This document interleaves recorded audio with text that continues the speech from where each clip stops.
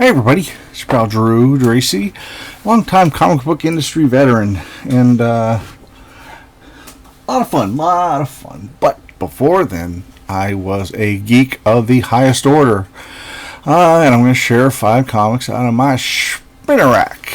I'm sure it's no surprise to anybody, but a month ago, their ROM Space Knight Omnibus came on, and that was beautiful. It reprinted like the first 20 something of them, and the second one, I guess they're feeling confident. The second one is coming out in August or September, and then it's a book is 75 issues plus 4 annuals, so it did very well.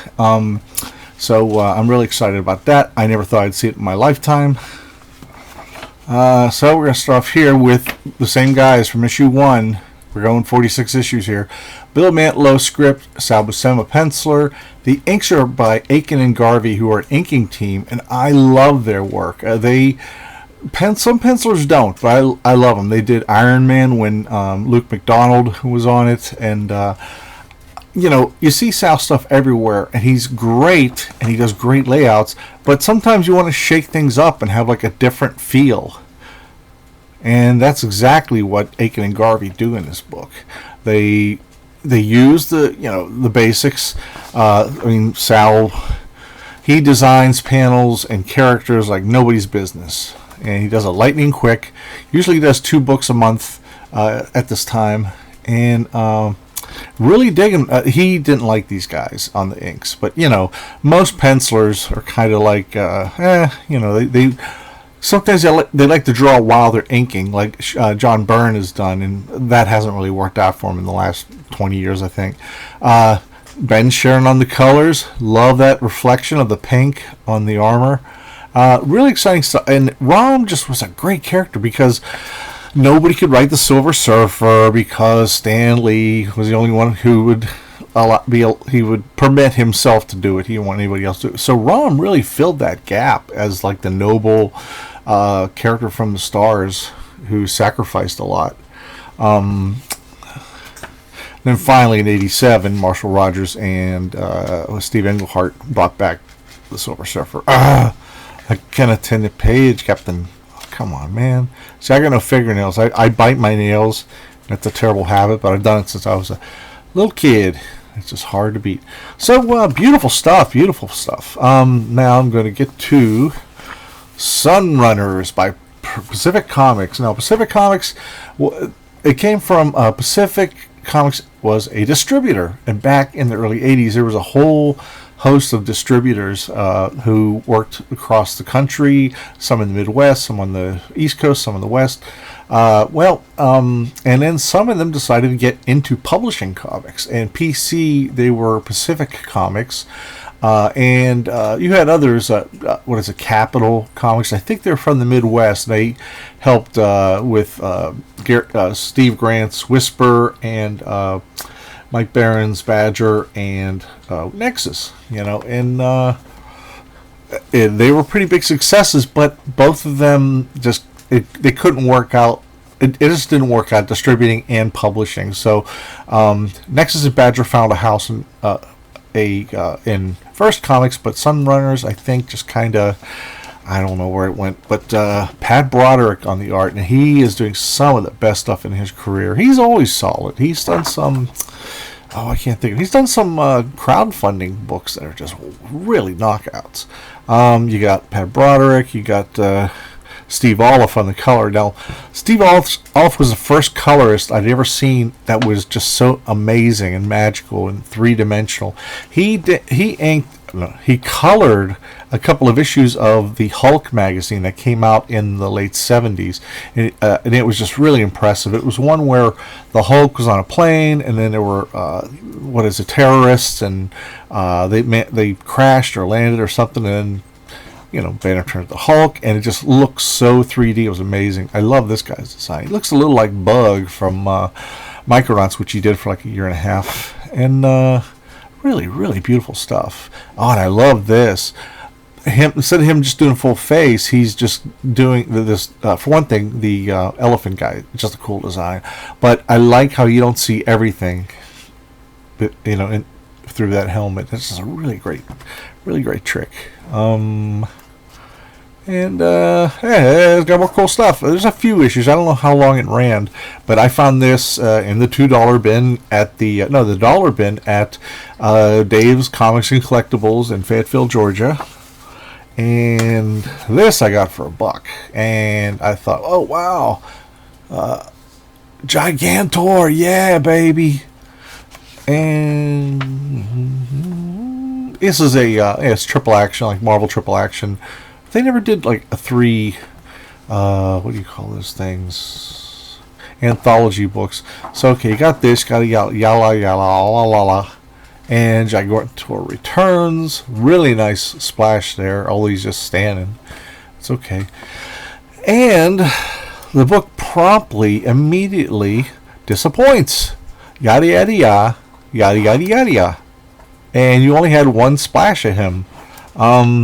This other book story, it's a repo. What is it? Road Police, and I like the idea is kind of 2000 AD. You know, because there's like competition, and some of them fight. It's pretty wild. And the back is just this like god awful 5th generation wannabe Adam Warren stuff. I'm not even gonna bother you with. Dial H for Hero. I had another episode with them. This is a George Perez cover, baby. Yeah, it's Perez and oh, come on, don't let me down. I think it's I don't know. Don't matter. It's still great. I'm enjoying picking these up. I might have to get some more because they're just really cool characters. And some of them I always thought maybe they should bring them back, but since it's a legal thing, they'd have to pay somebody X amount of money because Tempest was created by David Hoffman, age 14, Tucson, Arizona, and the Squid was created by some 30-year-old guy. And this is Inventino, and I've been rough on him. I know it's just his late term stuff. This guy looks more like to me like a cross between The Fly and Airwave. It's kind of bizarre. So neat stuff, but like he turns into a motorcycle guy. And what's really cool is in the middle of the book is Howard Bender. He was a Cleveland guy, and he moved over to Pittsburgh and became a professional artist. He was with the Pittsburgh Comics Club, which I was for a short time, but I never got a chance to meet him. Real solid storyteller. I don't know why you don't see as much of his stuff because it's clear. I'd sort of put it on.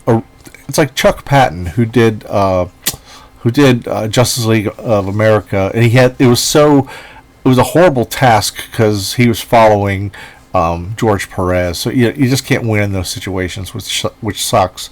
But these are great fun. I suggest getting all of them. The original series only had Robbie Reed, and he had this little dial from way back when. Most kids don't know about dial-ups, which was.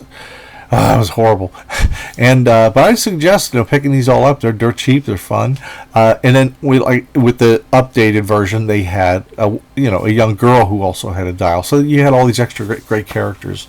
Here is Nick Fury, Agent of S.H.I.E.L.D., the assassination of Nick Fury. There's Herb Trimpe and the original Bullseye. Although, why would you have a bullseye on your chest, and why did the modern one have one on his head? I know it's a cool gimmick, but I don't know. It makes very little sense. I mean, design sense, and then you spend any time thinking about it. It's like, no. So you got Herb Trimpe and Dick Ayers. Blah blah blah blah blah. Nick's all happy, and he meets up with. Oh, the blonde gal. He's such a dog. He's like with Valentina Contessa Allegro de Fontaine, and then other times he's with Sarah Brown or no, Linda Brown. So yeah, let's go have fun. It's my last day before retirement. That kind of thing. Nice. I like that. Although I don't know why it's devil horn kind of thing, but always love to see a cutaway. Always. And more stuff's going on. It's the music is Country Joe and the Fish. And that was a real character. Who knows? Maybe an old goat like me might even get to like rock if he lives long enough. I don't think he ever got into it. Shield. Don't yield. Right shield. So. Not as many ads as they would have in the late mid-70s. So, he gets shot.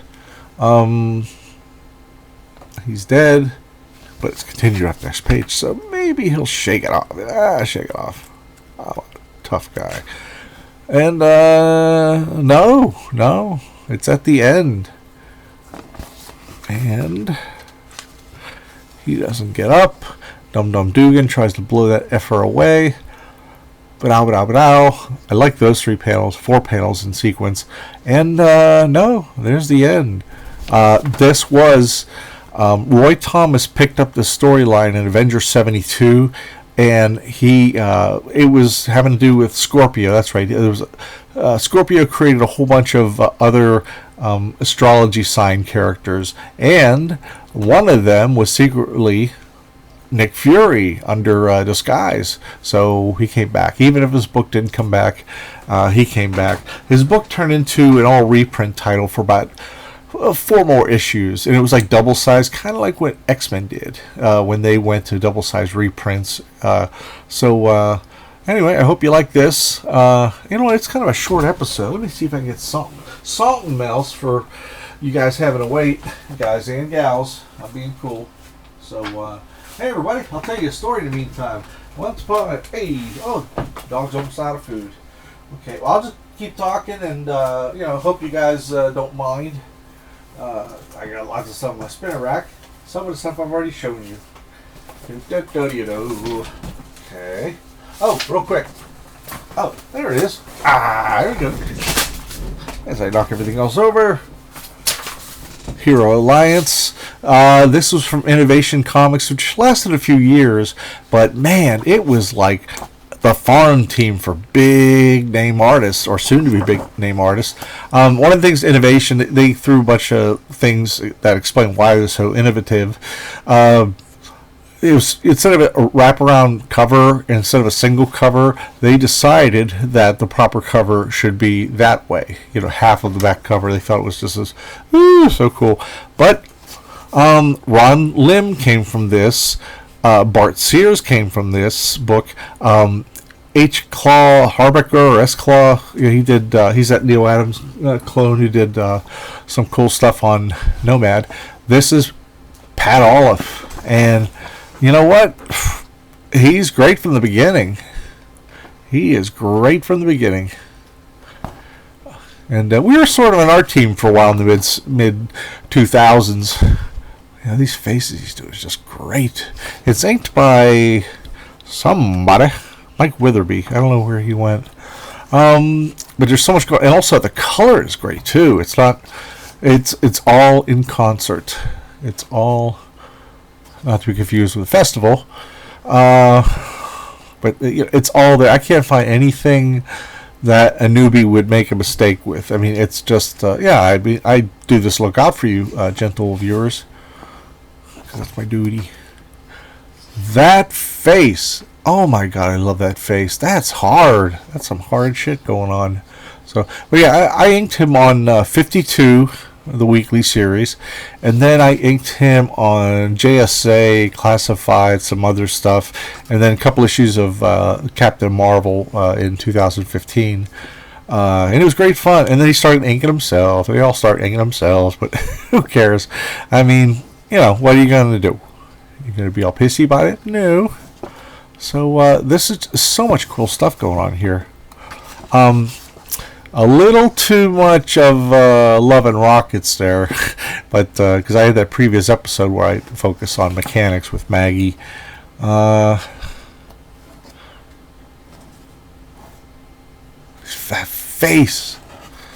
He would do well in it, like a vampire comic. That kind of face. And I can't find anything wrong with it because it's just a perfect. This might have been his last step before he turned pro, because My first recollection of him was probably well, I mean, I think it was, boy, I think it would have been like some when Operation Galactic Storm happened, and I think that was 1992. There had to be stuff in the meantime that he worked on because he was just so good already. Innovation, I'm kind of shocked they didn't stick around because they had the exclusive rights of